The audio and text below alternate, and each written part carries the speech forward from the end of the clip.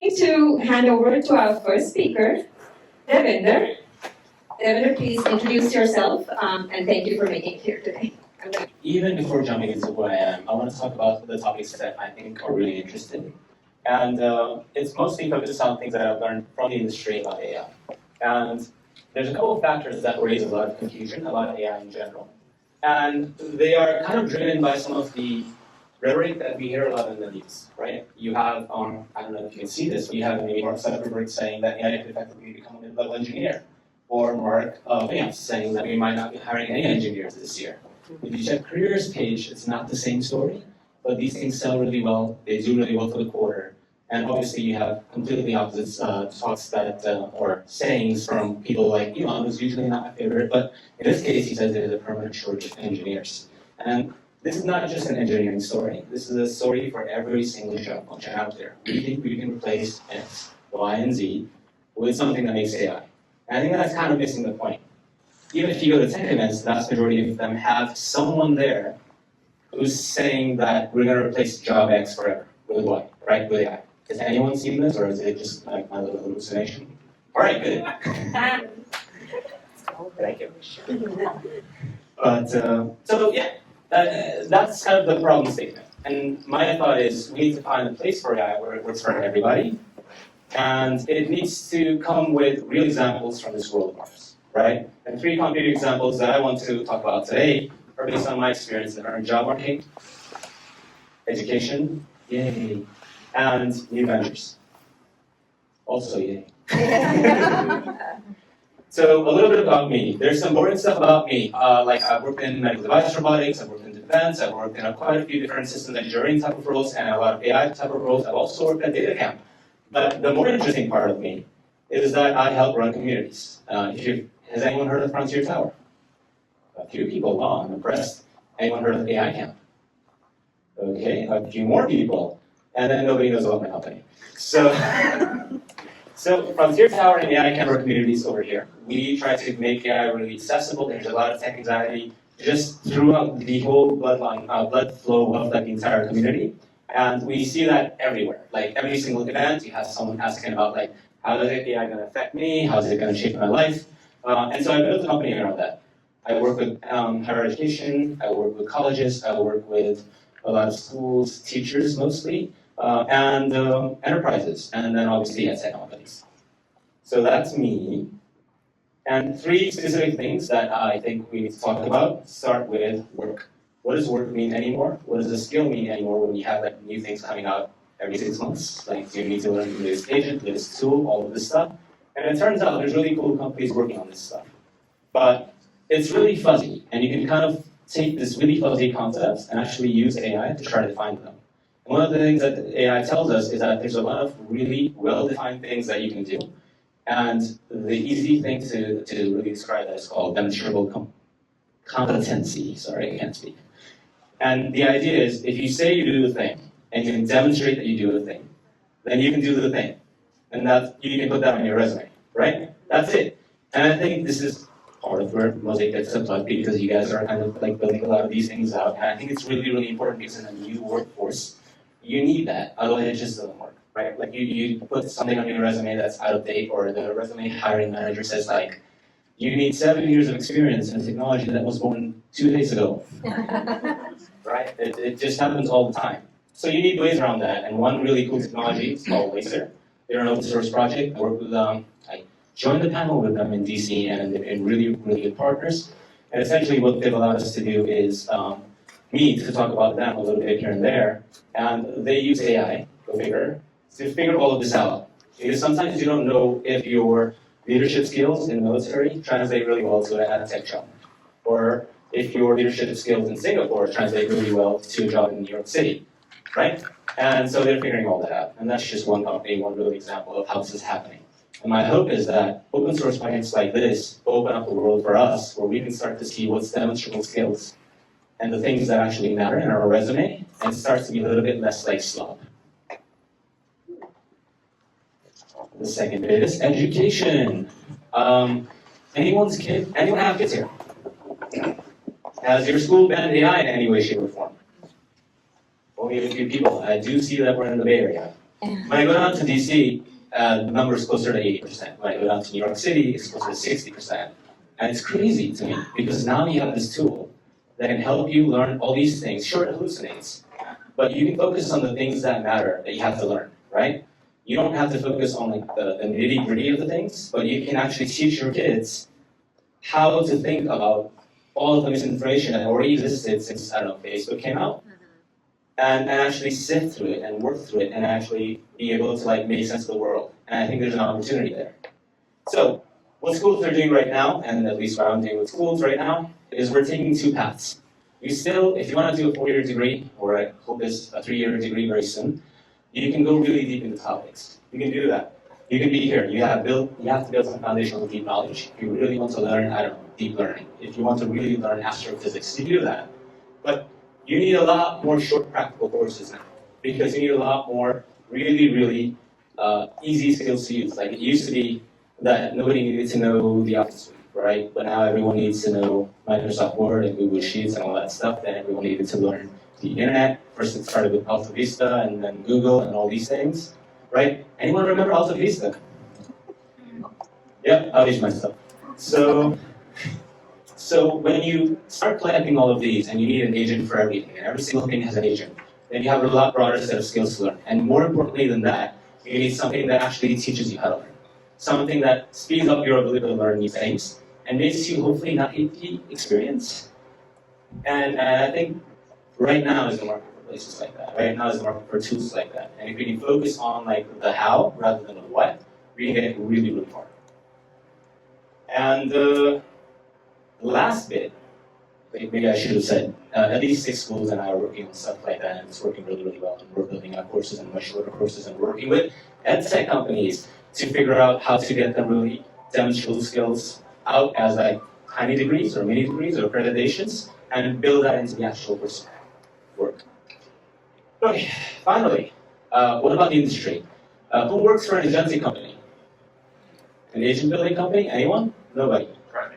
All right. Whose company wants to use agents? Okay, more people. Whose company wants to use AI at all? All right. We have a lot more of those. Okay.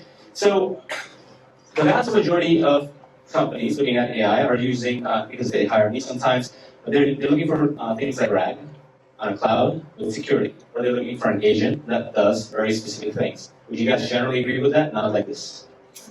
Okay, well, more than half the people. All right? And so if they're doing that, what is like the real innovation? We're just like kind of building out automations, we're doing things that like speed us up in some way. Is AI getting us a little bit further than that? My thought is it should, and there's a lot of opportunity there. And if we're not building companies that take advantage of those things that nobody else is thinking about, what are we really doing? And I think you really need to learn how these technologies work in general to be able to do that well. And so while you can do automation, while you can do agents, and while you can do like all of these things that are very low-hanging fruits, the things you might want to look at are the opportunities out in the field. And one such company that I really like that I've worked with in the past is called MOSaiC. They're bringing physical AI to rural America. So if you do transcription as a doctor who doesn't have access to the internet, you can build an LLM for that. You can fine-tune it, and you can teach your people, maybe using a very short course, how to use it, and package all of that into a thing that doesn't even need the internet. We call it LLM in a box. It's based on this thing called internet in a box. Does anyone know what that is? Okay, a couple people know about internet in a box. How do you, so I'll describe it for the rest of you. Internet in a box lets you use the internet effectively, or all of Wikipedia at least, and like a bunch of resources, like 2 terabytes worth, anywhere in the world without internet access. As much as you think Starlink reaches everywhere, it doesn't reach anywhere at all where it matters for like people in Africa and India are the low-served communities. And these are populations in the billions, right? And so we're envisioning a world where you can learn these very new LLMs that do very specific things, and actually build them out.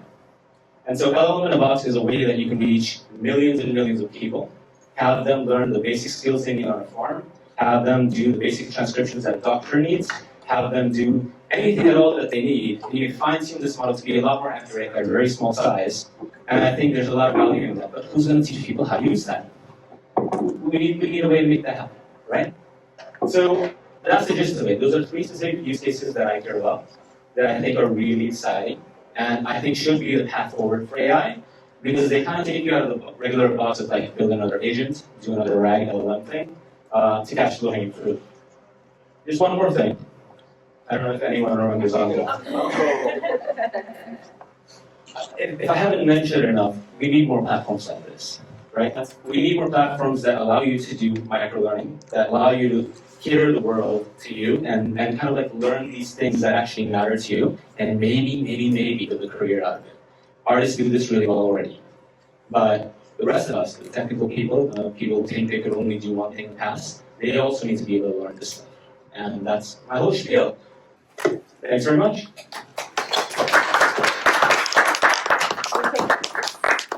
Anyone have questions?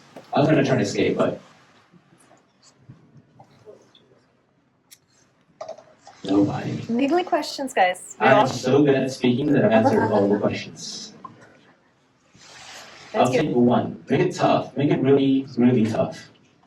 Go for it. So you keep saying that LLMs will not, so correct me, maybe I misunderstood. Yeah. LLMs or agents will not take away all of the jobs?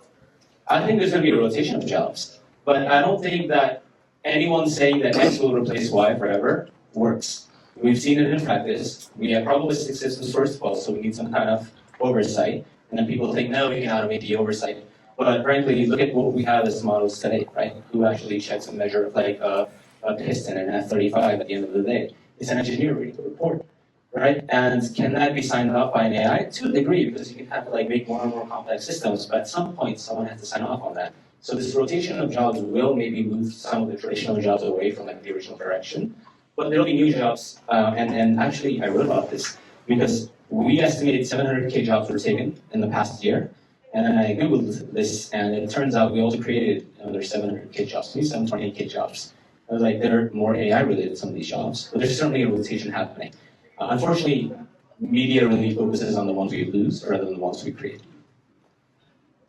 Yeah, I'm a professor, and I was so honestly, nobody wants to learn, whether it's Stanford, Berkeley, or any other. Cognitive offloading happened, why we need to learn? Yeah, Why has this happened? We don't want to learn. Absolutely, but it's such an opportunity to go much, much deeper into the subjects because the things that were hard before are now easy, and now we can focus on the things that matter. Anyone else?